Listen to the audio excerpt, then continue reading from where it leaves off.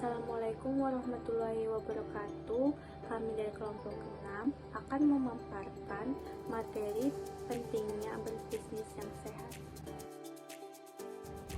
Kelompok 6 yang beranggotakan yang pertama 1.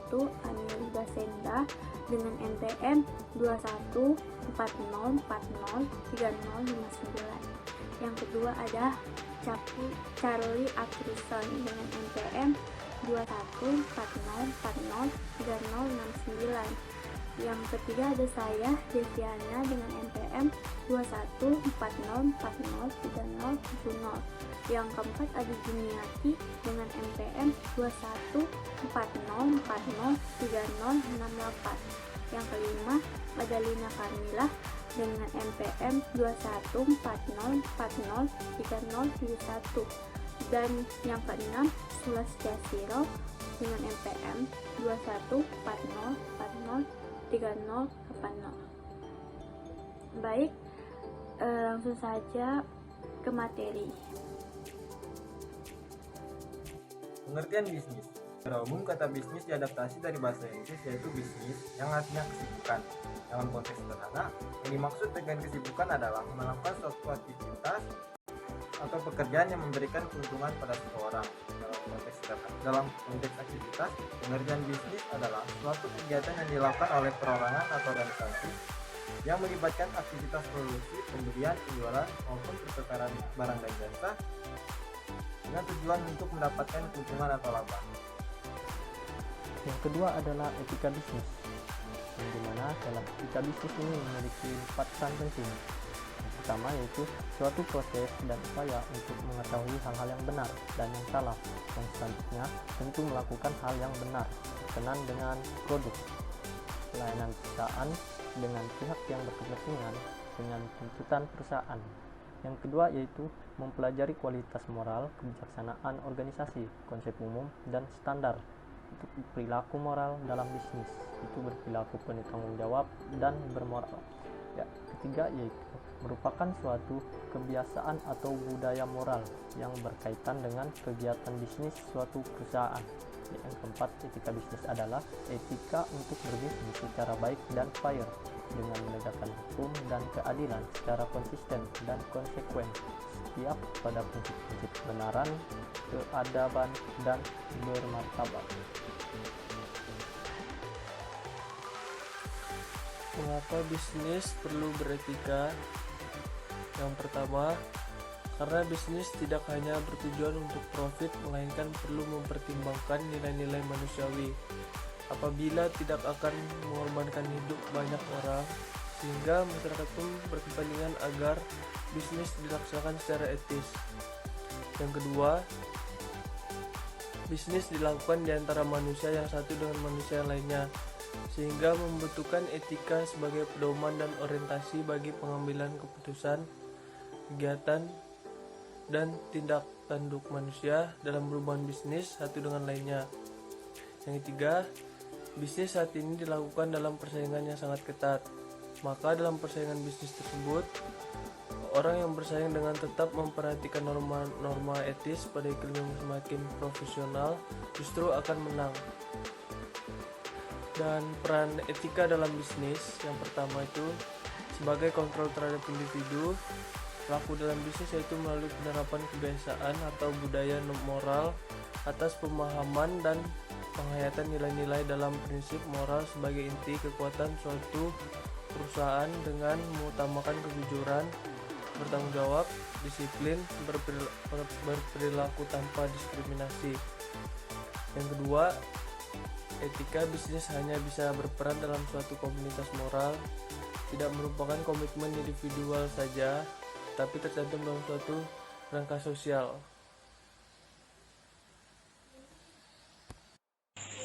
Prinsip-prinsip dalam etika bisnis. Yang pertama itu ada prinsip otonomi, yaitu kemampuan untuk mengambil keputusan dan bertindak berdasarkan keselarasan tentang apa yang baik untuk dilakukan dan bertanggung jawab secara moral atas keputusan yang diambil. Yang kedua, prinsip kejujuran. Dalam hal ini, Kejujuran adalah merupakan kunci keberhasilan suatu bisnis. Kejujuran dalam pelaksanaan kontrol terhadap konsumen, dalam hubungan kerja, dan lain sebagainya. Yang ketiga, prinsip keadilan, bahwa setiap orang dalam berbisnis diperlakukan sesuai dengan haknya masing-masing dan tidak ada yang boleh dirugikan. Dan yang keempat, prinsip saling menguntungkan, juga dalam bisnis yang kompetitif. Yang kelima, yang terakhir, prinsip integritas moral. Ini merupakan dasar dalam berbisnis, harus menjaga nama baik perusahaan, tetap dipercaya dan merupakan perusahaan terbaik. 5. Tantangan bisnis di masa depan. Adapun tantangan atau ancaman bisnis di masa depan. 1. Masa depan yang tidak pasti. Seorang CEO perlu selalu mampu melakukan prediksi terhadap perubahan tren pelanggan, tren pasar, ataupun mengenai berbagai perubahan lainnya untuk menjalankan bisnis dengan maksimal. Namun, tidak semua CEO mampu melakukan hal ini, sehingga Anda akan membutuhkan seorang konsultan yang terlatih untuk membaca dan memprediksi berbagai perubahan tren penting tersebut. Memiliki mampu prediksi yang baik akan sangat menentukan masa depan bisnis Anda untuk sukses atau tidak. 2. Manajemen keuangan. Banyak CEO yang hebat dalam hal melahirkan berbagai ide bisnis, namun sayangnya hal itu tidak diimbangi dengan pengetahuan manajemen keuangan yang baik. Hal-hal seperti arus, kas, margin keuangan, pengurangan biaya, pembiayaan, dan beberapa hal lainnya perlu Anda urus dengan baik. Apabila bisnis Anda merupakan bisnis kecil atau menengah, Anda bisa mempertimbangkan untuk menggunakan jasa konsultan keuangan yang sesuai dengan kebutuhan Anda.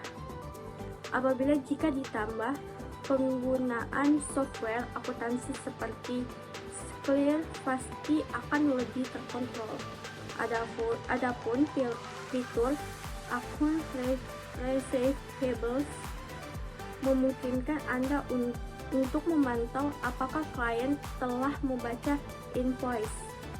Yang ketiga, teknologi. Perkembangan teknologi bisa berubah dengan sangat cepat.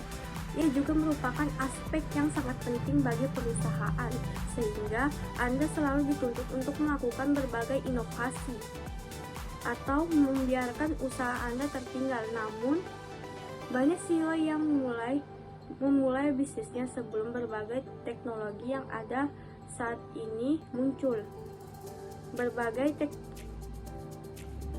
Oleh karena itu, memiliki konsultan akan sangat krusial untuk mengintegrasikan teknologi yang baru, khususnya di bidang pengembangan aplikasi seluler, pengembangan aplikasi, serta komputasi awan.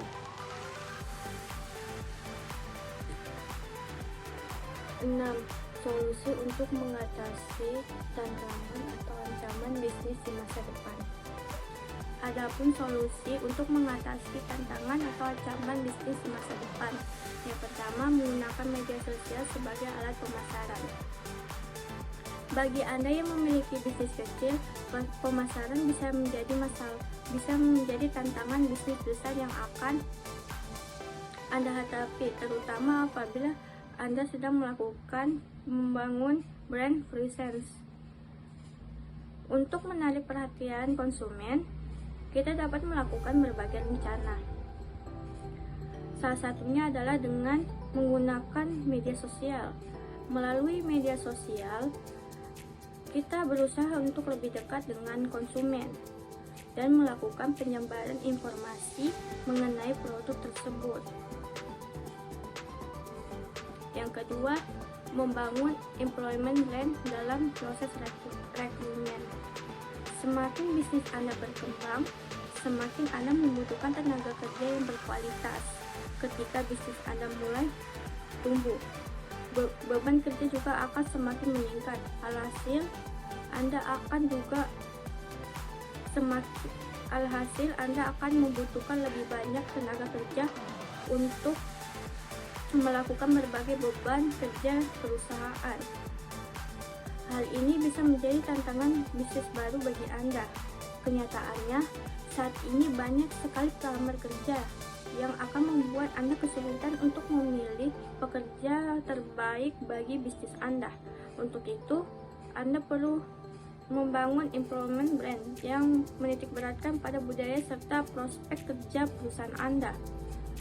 Anda juga bisa membuat proses wawancara yang cukup unik untuk mengetahui kemampuan sebenar dari pelamar di perusahaan Anda, yang lebih mengedepankan pemahaman soal apa yang akan pelamar lakukan jika diterima bekerja di perusahaan Anda, dan gambaran soal tim yang akan mereka masuki.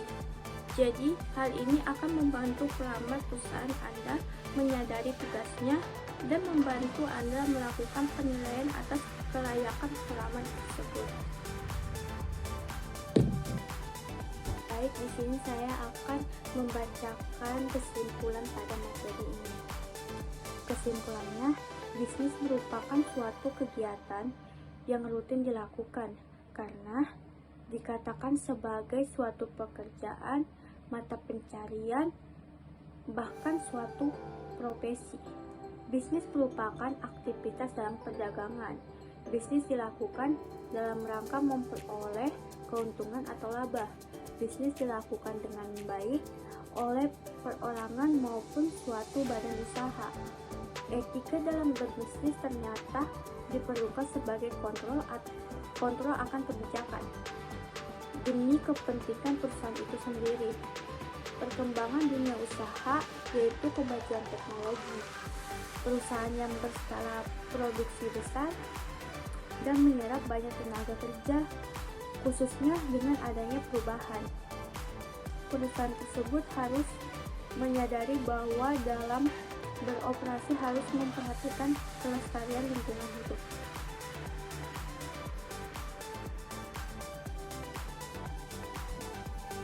Sekian materi yang kami paparkan. Mohon maaf jika ada kesalahan kata. Sekian dari kami. Wassalamualaikum warahmatullahi wabarakatuh.